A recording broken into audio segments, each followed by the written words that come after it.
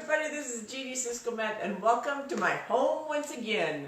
Today we're getting started late because my dog's been wandering around in and out. We've had all kinds of troubles getting started with this video today. So please excuse the interruptions from my pets should there be more throughout this video. I appreciate your forgiveness. Thank you so much. We have a hound dog and her name's Ellie and she's getting old.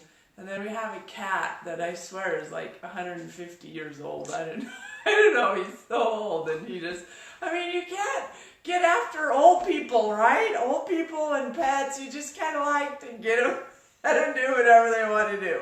And so I know I could lock them in the back room or whatever, but I choose not to. So those of you that are pet lovers, welcome to my Facebook Live. So today we're going to be talking about emotions. And typically when I talk with my clients, I talk to them about how emotions are like a rainbow because I absolutely love colors. My husband says that I have more color crayons than a kindergarten teacher, but I absolutely love colors. And in fact, I have a special shelf in my bedroom that is dedicated to color Crayolas and markers and all kinds of stuff just to color. I have a couple coloring books and I just love it. So I liken emotion to rainbows. And think about the rainbow and how bright and vivid it is, how beautiful it is. I'm looking out my window because we get rainbows out there sometimes. I know you can't see it, but I can. And so the rainbow has all these colors, and sometimes you have kind of a faded rainbow, sometimes you have a really bright, vibrant rainbow. Well, the same is true with emotions. And sometimes you feel them in different and varying degrees. When I was raised, we were only allowed a few emotions that I can remember. And we were allowed anger and we were allowed happiness. And so my rainbow only had two colors. And then as I grew, and I met my incredible husband, Lawrence, he started teaching me about all the colors, aka all the spectrum of emotions that there are in this world. And I am so grateful to him for him teaching me about emotions and how to feel them, because the more I allow myself to feel pain, the more I can feel love.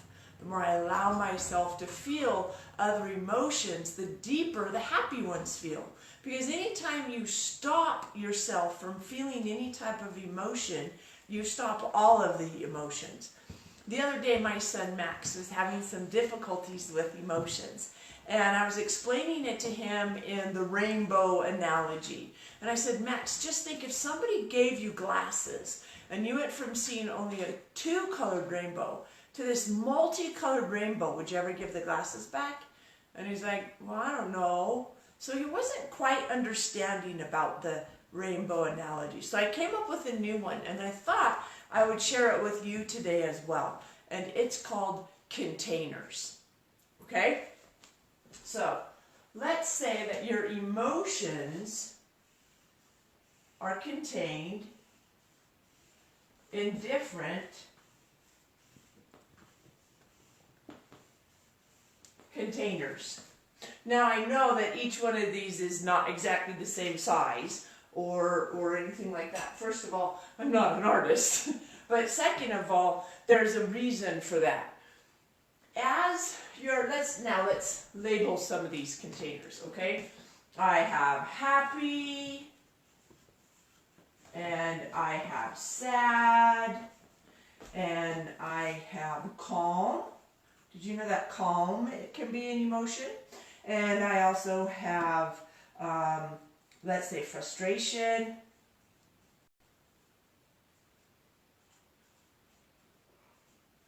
And then let's say love. Love is a very, very deep, powerful emotion. So here are just a few emotions. Now we could list this whole page with emotions. I'm sure you understand that you could go on and on. And there are varying degrees of sadness. There are varying degrees of happiness. Just like you can take the color red and it can be many different spectrums, or you could take the color blue and it can be many different spectrums. The same is true with our emotions. Now typically we have happiness come in. And it starts to fill our container. And just by virtue of the good feeling that happiness gives us, we share it with others. So happiness comes in and we share it with others. And that feels good.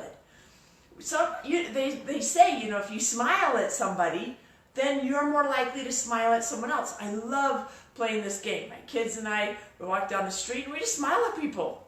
And my dad and I, back in 2000, had the opportunity to go to China. Absolutely loved China. It was absolutely incredible. And my dad was walking behind me at one point. And later that day, we were sitting on the tour bus going to another section in China. And he says, you know what? It's a pleasure just following you down the street. And I said, what do you mean? And he says, the reaction that people have to you. So what are you talking about? At that time, I had developed the habit of sharing my smile with many people. A long time ago when I was in college, I read a postcard that said, share your beautiful smile with a stranger today. It may be the only sunshine he sees. And I took that to heart, and I immediately started sharing my smile. And the beauty of it is when you share your smile, you feel happy. You gain from sharing your smile. And so he was talking about it as we were walking down the streets of China, and here's this American smiling at people and waving and saying hi, and their reactions were varied. And so we talked about that. It was a lot of fun. But happiness comes in and we share happiness. The same can be true with calmness. I was in the emergency room recently, quite a bit, and as long as we were calm and did well, it was the same with the nurses. We had this calmness. So calmness comes in and calmness goes out because you affect others around you. So you are the eye in the center of the storm. I say that to myself many times. I am the eye in the center of this storm. If you study storms at all, you know that in the center of the storm there's a calmness, a stillness. Well, all around you, especially with tornadoes, all around you there could be this raging craziness going on. But I am the calm in the eye of the storm.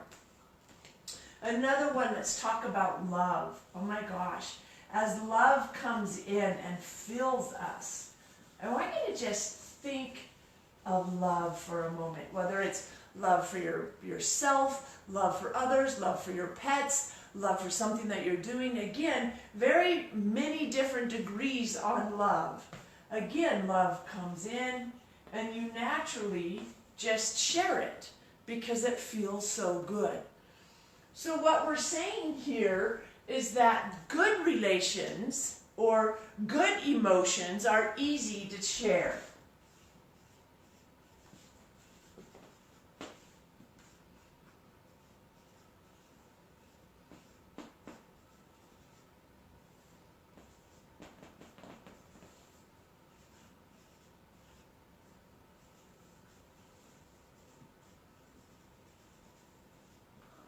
Okay? So good emotions flow with ease to others. Now, let's talk for a moment about some of the negative emotions. Negative emotions are where people get hung up, typically in day-to-day society.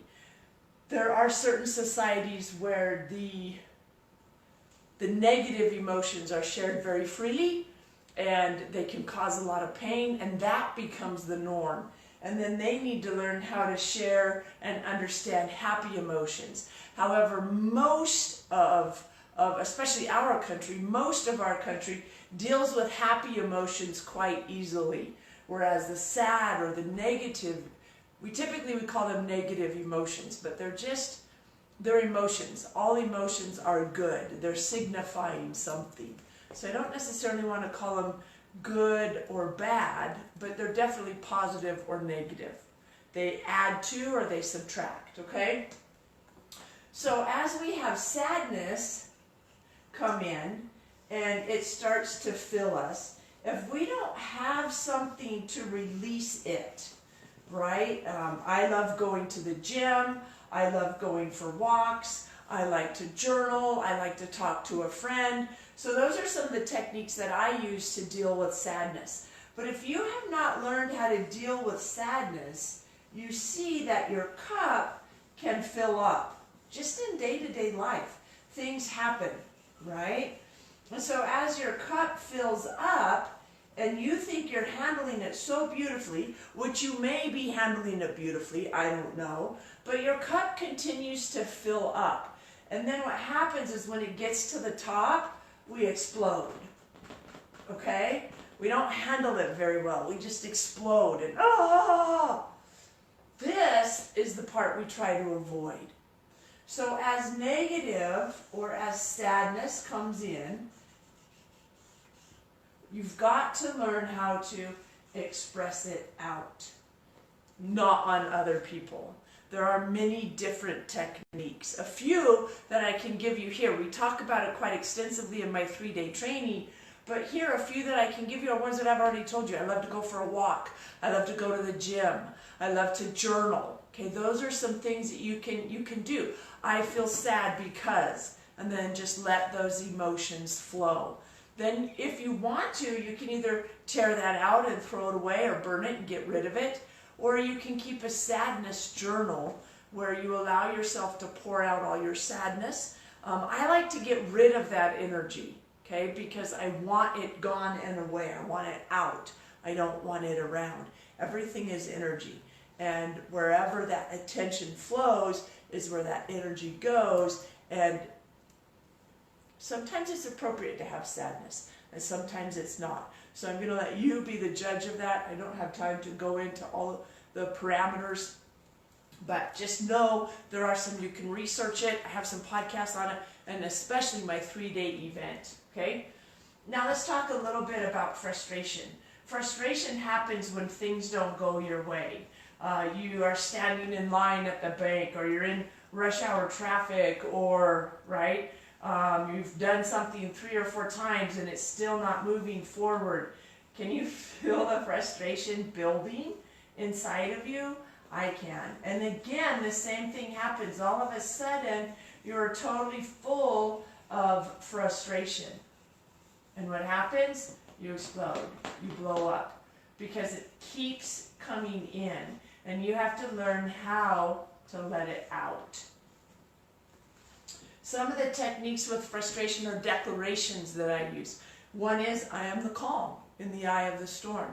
I create my life. I create my atmosphere. From my fingertips in, I am responsible. I know that I can't control the fact that the freeway gets clogged up at 8 o'clock to 9 to 10 in the morning, or rush hour in the afternoon. I can't control that. However, I can control what time I leave for work and what time I leave work to go home. I used to commute to work every day. I was a high school teacher for 17 years. And so I would get to work early and I would leave late just to avoid rush hour traffic. So I didn't have to sit in traffic and not feel productive. The other thing I started doing was carrying audiobooks in my car so that I could learn as I was traveling. And that helped me release that frustration because I like being busy. I like being productive. Let me rephrase that. I like being productive and getting things done. And so that is, you have to release them. Okay? So we'll say negative.